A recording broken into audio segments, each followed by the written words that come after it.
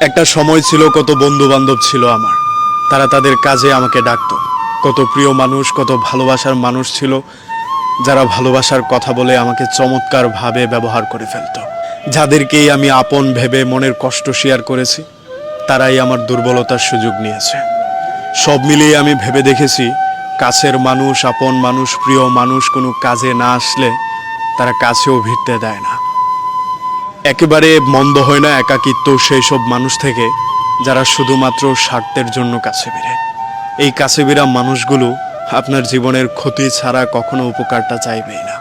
শুধুমাত্র মানুষের দ্বারাই সম্ভব একজনকে কাঁদিয়ে আরেকজনকে হাসানো। দিনের ব্যস্ততা কিংবা রাতের গভীরে আমি যাদের সহযোগিতায় ছুটে গিয়েছিলাম, তাদের রক্তচক্ষু আমাকে মাঝে মধ্যেই অবাক করেছে। আপনি ভাবেন, একটা মানুষ কংক্রিটের মতো শক্ত মনের। ইতিহাস সাক্ষী কোনো মানুষই শক্ত মনের হয়ে জন্মায় না। এই পরিস্থিতি, আমাদের আচরণ কিংবা মানুষের রক্তচক্ষু একটা মানুষকে পরিবর্তন করে দেয়। ধরেন, যে মানুষটা আপনাকে 10 দিন উপকার করতে আপনার পাশে ছুটে আসলো নির্দ্বিধায়, তারপরও সেই মানুষটার নামেই আপনি একটা বদনাম করে বসলেন। কিংবা আপনার খুব কাছের বন্ধুটাকেও একটা স্বার্থের জন্য চোখ লাল করে প্রতিবাদ করার ডিসিশন নিলেন। সেইখান থেকেই একটা মানুষ বদলে যায়। খুব সহজে কিংবা না পারতেই একজন মানুষ কখনোই বদলায় না। এই যে আমাদের সৃজনশীল চলাফেরা, অনেকের সাথে ওঠা বসা, এখান থেকে আমরা একটা জিনিস খুব ভালো করেই শিখতে পারি। মানুষ খুব প্রয়োজন না পড়লে মানুষের পাশে ভিড়ে না। ম্যাক্সিমাম ক্ষেত্রেই মানুষ তার প্রয়োজনে আপনার পাশে ভিড়বে। খুব কম সংখ্যক মানুষ আপনার ভালোটা চেয়ে আপনার পাশে থেকে যাবে।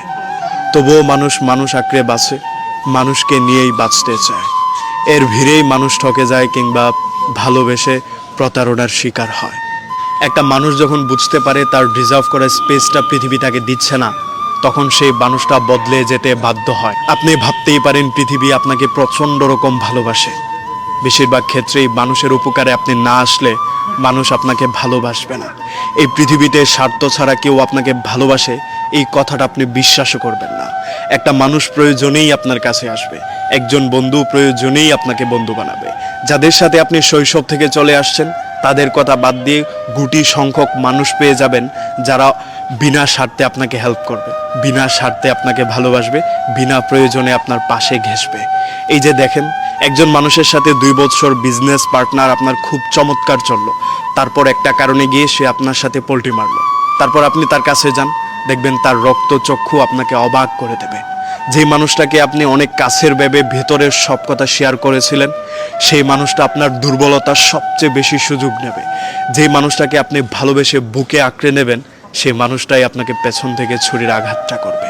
দূরের মানুষ আপনার গোপন কথা জানবে না, আপনার দুর্বলতা জানবে না। এই কারণেই আমরা মাঝে মধ্যে বলে থাকি, পর মানুষের দুঃখ দিলে দুঃখ মনে হয় না, আপন মানুষ দুঃখ দিলে মেনে নেওয়া যায় না। এই যে আমাদের আপন মানুষ, কাছের মানুষ, খুব প্রিয় মানুষ, এরা আমাদেরকে কষ্ট দেবে, দুঃখ দেবে, কিংবা এক সময় আমাদের সাথে প্রতারণা করবে, এই জায়গাগুলো, এই জিনিসগুলো আমরা বিশ্বাসই করতে চাই না।